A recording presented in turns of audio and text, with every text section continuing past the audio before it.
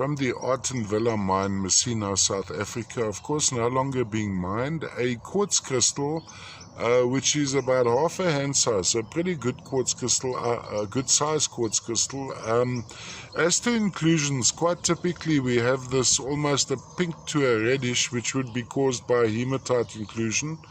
On top here we may have some crystallization of epidite and piemontite, one running into the other. Then of course with the Messina quartzes there seems to be a little bit of piemontite inclusion in that one over there.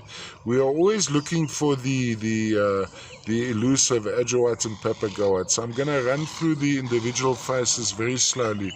I don't see any of the turquoise or the blue in here, but if you have a good eye you may see it. I'll actually run it past my wife just to be sure before I offer it on eBay. Going across like that. So these would be the faces as we look into them. Now let's look on the side faces. Let's look in there. Always difficult to get the dimensions right on these pretty clear quartz crystals. And of course it's pretty clear. You'll be able to see my finger right through it. So it might appear milky in the still pictures. It's actually pretty clear, with little clouds inside it, most likely kaolin clay. Let's just zoom in a bit over there.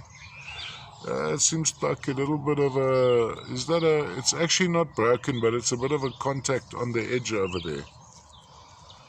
And over here too. Don't see any color, but who knows. I'll get my wife, she's got a good eye for color. All the way from the Arten Villa mine, Messina, in our Limpopo province, formerly the northern province of South Africa, is now called the Limpopo province. Those little specks of hematite. Under close magnification you'll find it's the specularite variety. That might be a little feather of adroite there.